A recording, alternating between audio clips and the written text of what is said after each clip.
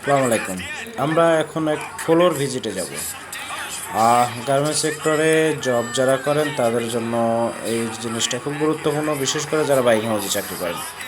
সকালে এসে ফ্রেশ হওয়ার পরে ফ্লোর ভিজিট। আমরা এখন ফ্লোর ভিজিটে যাচ্ছি।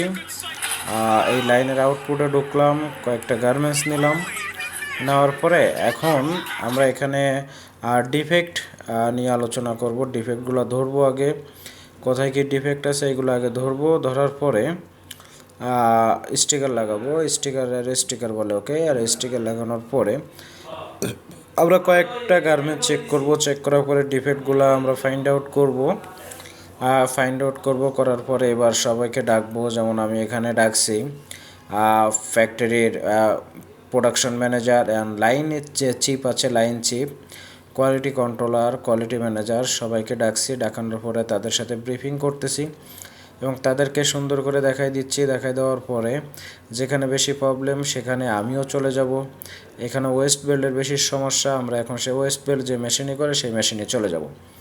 আমরা সেই মেশিনে পৌঁছাই গেলাম। এই মেশিনের নাম হচ্ছে কাঞ্চায় গিয়ে আমরা আবার চেক করলাম। চেক করার পরে এখান থেকে দেখলাম যে আসলে এখানে কি কি মেশিনের প্রবলেম, কি হ্যান্ডেলিং প্রবলেম, এটা আগে ফাইন্ড আউট করতে হবে।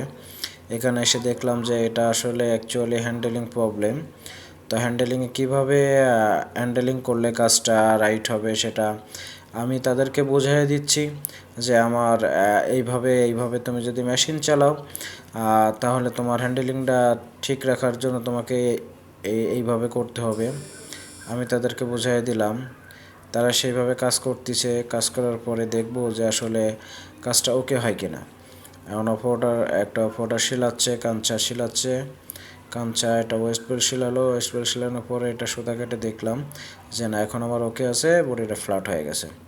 কোয়ালিটি ম্যানেজার, তারপর হচ্ছে প্রোডাকশন ম্যানেজার, সবাইকে বুঝাই দিলাম যে এখন ঠিক আছে, তোমরা আমাকে এইভাবে করে দাও, এইভাবে করতে হবে, কাজ করলে এইভাবে করতে হবে। তাদেরকে আমি বুঝাই দিলাম, তারা এইভাবে কাজ করবে। দ্যাটস এইটাই। এবং আমি আরও এখানে খানিকক্ষণ সময় কাটালাম, আধা ঘন্টার মতো সময় কাটায় আমরা এটা দেখলাম যে আসলে আধা ঘন্টা ঠিক হচ্ছে কি না। তার পরবর্তী আরও কিছুক্ষণ পরে আবার আসবো, এসে দেখবো যে না এখন ঠিক আছে কি না। এখন ঠিক আছে। এখন আমি সবাইকে বুঝাই দিলাম এটা এইভাবে করতে হবে, এটা এইভাবে করতে হবে, এইভাবে করলে ঠিক হবে। এবং যে যারা চেকার আছে, কোয়ালিটি চেকার, তাকেও বুঝাই দিলাম, অপারেটরকে বুঝাই দিলাম। এখন এখান থেকে আমি অন্য জায়গায় চলে যাব। এটা হচ্ছে ব্যাক পকেট, বন পকেট।